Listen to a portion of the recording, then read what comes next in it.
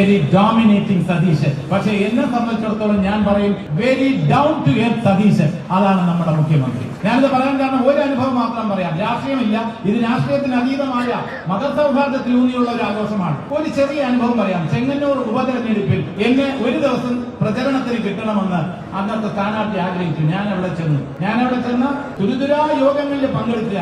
ഉച്ചയ്ക്ക് ലഞ്ച് ബ്രേക്കിൽ അവിടെ ചെന്നപ്പോൾ ഈ തെരഞ്ഞെടുപ്പിന്റെ പ്രധാനപ്പെട്ട ചുമതല വഹിച്ച നമ്മുടെ മുഖ്യമന്ത്രി ലിസ്റ്റ് നോക്കിയിട്ട് പറഞ്ഞു, എത്ര പ്രസംഗങ്ങൾ? 42 മീറ്റിങ്ങുകളോ. ജഗദീഷ് ചേട്ടൻ അത്രയൊന്നും പ്രസംഗിക്കേണ്ട, ഒരു 21 അല്ലെങ്കിൽ 22, അതിൽ കൂടുതൽ വേണ്ട. അന്ന് ഞാൻ അദ്ദേഹത്തിന്റെ ആ പ്രത്യേകത മനസ്സിലാക്കി. അതായത് നമ്മുടെ ബുദ്ധിമുട്ടുകൾ, മറ്റുള്ളവന്റെ ബുദ്ധിമുട്ടുകൾ, ഇത് 42 യോഗങ്ങളിൽ പങ്കെടുക്കുക എന്ന് പറയുന്നത് നിസ്സാരമായിട്ടുള്ള ഒരു കാര്യമല്ല. ഓടി ആ ചെങ്ങന്നൂർ ഒരു മണ്ഡലത്തിൽ മുഴുവൻ ഓടിയെത്തുന്ന പറയുന്നത് നിസ്സാരമായിട്ടുള്ള കാര്യമല്ല.